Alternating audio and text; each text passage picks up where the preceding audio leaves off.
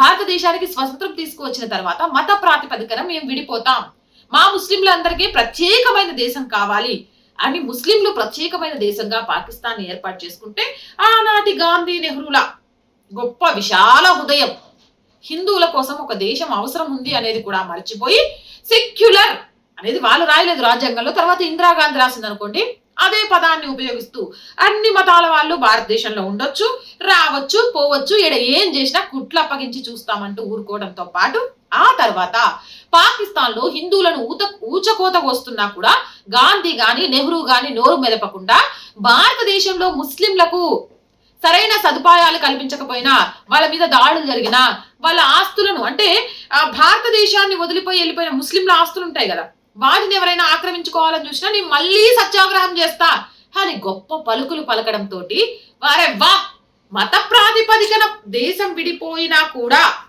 మా భారతదేశం, ఈ భారతదేశం ముస్లింలదే, ముస్లింల కోసం ఈ భారతదేశంలోని రాజకీయ పార్టీలు రాజకీయ నాయకులు బూట్లు నాకడానికి సిద్ధమయ్యే వాళ్ళు కొంతమంది ఉన్నారని గ్రహించి అప్పటి నుంచి కూడా పాకిస్తానీ ముస్లింలు భారతదేశాన్ని వాళ్ళ అబ్బ సొత్తుగా భావించి వాళ్ళకు కావాలి అన్నప్పుడల్లా ఆక్రమించుకోవడానికి లేకపోతే విధ్వంసాలు సృష్టించడానికి ప్రయత్నం చేస్తుంటే ఎస్ ఇప్పుడు భారతీయులు సరిగ్గా గుర్తించారు, పాకిస్తానీలు పందులు ఈ దేశంలో ఉండకూడదు అనే విషయాన్ని, వాళ్ళకు వ్యతిరేకంగా నినాదాలు చేస్తున్నారు అనేది చాలా చాలా చాలా గర్వంగా ఉంది. ఇప్పుడు మనందరం కూడా స్టార్ట్ చేద్దాం. పాకిస్తానీకి పందులకు భారతదేశంలోకి ఎలో లేదు, ఇదే స్లోగన్ తోటి తరిమి తరిమి కొట్టేద్దాం వాళ్ళందరినీ. అవునంటారా కాదంటారా? ఈ స్లోగన్ నేనైతే ఎత్తుకున్నా, పాకిస్తానీలకు పందులకు భారతదేశంలోకి ప్రవేశం లేదు. మరి మీరు కూడా ఎత్తుకుంటారా లేదా? కామెంట్ సెక్షన్ లో పెట్టేయండి. మోర్ వీడియోస్ కోసం ఛానల్ వెంటనే సబ్స్క్రైబ్ చేయండి.